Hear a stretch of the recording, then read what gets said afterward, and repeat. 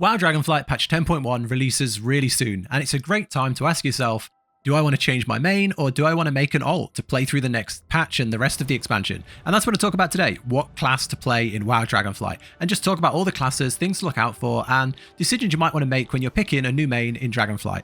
Dragonflight is one of the best expansions we've ever had for changing characters and playing multiple characters. Gone are the borrowed power systems, added in loads of catch-up gear and catch-up mechanics. You can literally level to max level and be jumping into mythics the same day.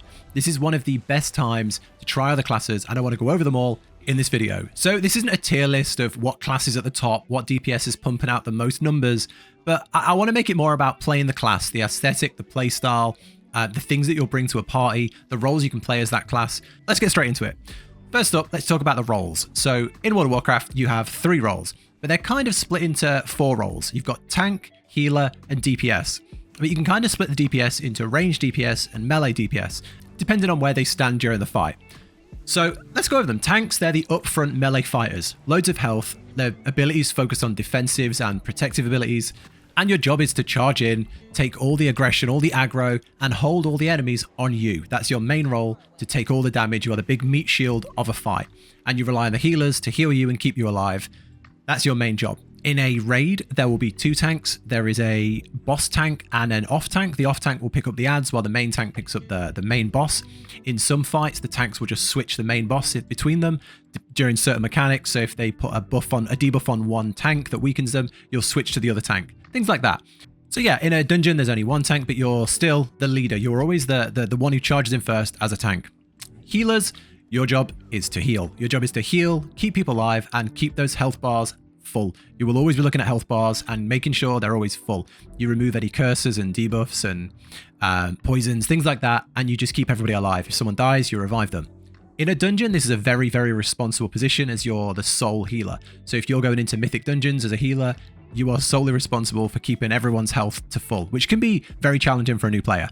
In raids, I would say it's a little easier because there are multiple healers. Depending on the size of the group, if there are more damage dealers taken in, more healers will be taken in, and it's probably a little less stressful. But yeah, healing is my personal favorite role in the whole game. I find it incredibly challenging, really fun, and one of the most rewarding experiences in World of Warcraft. But they have made healing very hard in Dragonflight. There are certain things that make the dungeons very, very hard, and you have a lot of pressure as a healer. So I wouldn't say it's the most beginner-friendly role going into the hard content as a healer. And then finally, damage. Your job is to deal damage. Your job is to deal the bulk of the damage in all content and grind the enemies down. That's your main role. You're also responsible for interrupting a lot of the mechanics and a lot of the casts that go off that are dangerous. And some DPS have more support and utility than others. Others are just pure damage pumpers, and others have a lot of utility that they bring to a party. DPS is the most beginner-friendly if you're looking for a new class to play, because in a dungeon, there's multiple damage dealers, and in a raid, there's tons of damage dealers. So although you have responsibility, if you were to die in a piece of content, they can get through. If you were to miss an interrupt, other people have interrupts. It's definitely the most beginner-friendly as a new player, but hey, play what you enjoy. The first thing I ever did in a game was heal, and you know, I'm okay. I learned it the hard way, but it was fine. It was enjoyable. So that's the biggest decision, deciding what role you want to play. Certain classes can only play certain roles. There are classes out there that have 3 DPS specs. And then there are classes like Druid and Paladin that can be all 3. So if you're not sure, maybe that's a better class to level if this is your first character.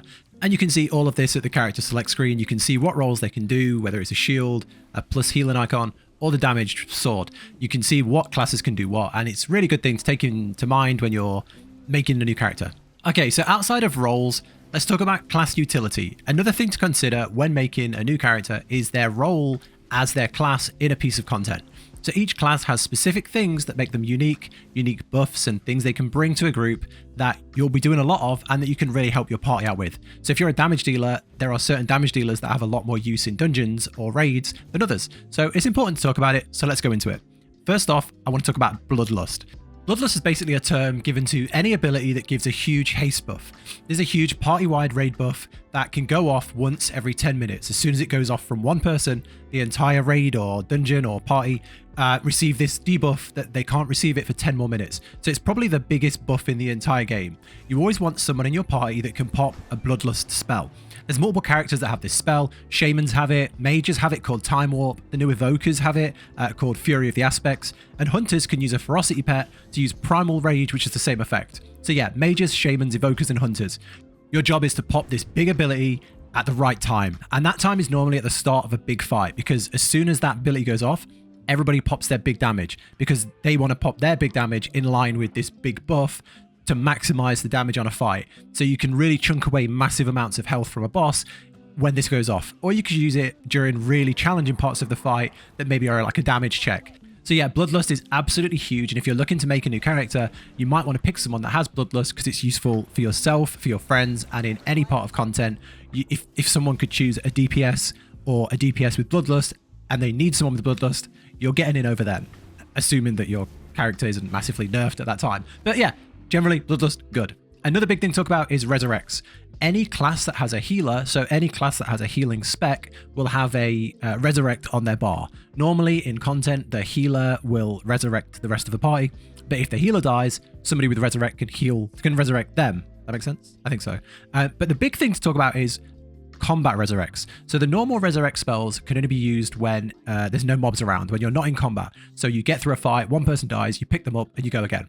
But the real thing that is really good class utility is a battle res. So some classes have the ability to bring a dead player back into the fight mid-combat. So if you've got a raid boss down to 20% and your tank dies, you can bring him back mid-fight and go again, which is huge. And there's not many classes that can do it. Druids have Rebirth, Paladins have Intersection, Death Knights have Raise Ally, I think. And then there's two other kind of resurrects in combat. Warlocks can select a party member before the fight and give them a soul stone. And then that player, if they fall in battle, can resurrect again. So you kind of have to do a bit of planning if you want to do a Warlock resurrect, but it normally would go to like the tank or the healer. And then Shamans have Reincarnation, which is the most selfish resurrect because they can resurrect themselves. I play a lot as a Resto Shaman, which is a healer shaman, and it's so nice to know that I get like one free pass in a fight. So I can make one mistake and still jump back into the fight, which is great because I'm not the strongest player in the world. So yeah, really useful if you want to play with a class that's a little forgiving. The Shaman Resurrect is huge. But talking about what classes can bring, let's go over some really specific ones that might make you pick this class over something else. First, stealth. This is one of the most specific class utilities you'll see. Rogues can stealth themselves, and druids. Druids can stealth themselves as a cat, but rogues are the one I want to talk about because they can stealth their allies too. So you can stealth your whole team and get the jump on people, and you can do it in PvP. But the real use here is in dungeons. In dungeons, you can stealth the whole team in this big clouded stealth, and you can get around entire packs. So if you're playing at a really high level of dungeon, like a mythic plus 20, and there's a pack which is just brutal that week, there's certain affixes that make that pack really, really strong, and it's like a wall.